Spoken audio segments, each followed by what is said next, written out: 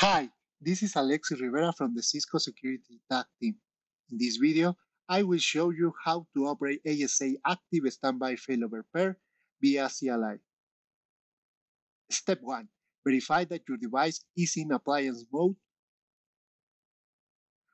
Run the command Show Effects Mode. Step 2. Reset the ASDM image.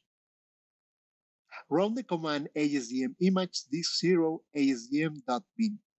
Type exit and save the config with the copy running start to config command. Step 3. Upload the software image to the primary unit. In this video, you are using FTP server, but you can use TFTP, HTTP, or other server types.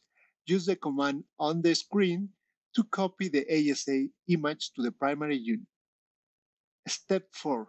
Upload the software image to the secondary unit. Run the same command to upload the software image to the secondary device.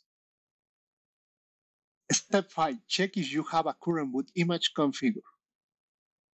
Type the show running config boot system command. In case you have a boot image configured, you must remove it with the command on the screen. Step 6. Select the image to boot on the primary unit. Enter the command on the screen to boot the system image.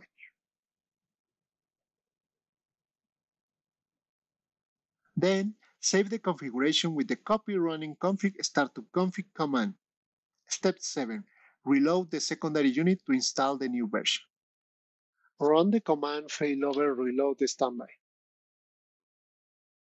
To validate that the upgrade has been complete on the secondary unit, you can run the show failover command on the primary unit. Once the standby unit loads, you will see the standby ready and the new software version. Step 8. Change the primary unit from the active state to a standby state. Run the command no failover active. Reload the new standby unit to install the new version. Run the show failover command on the new primary unit to see if the standby unit is ready.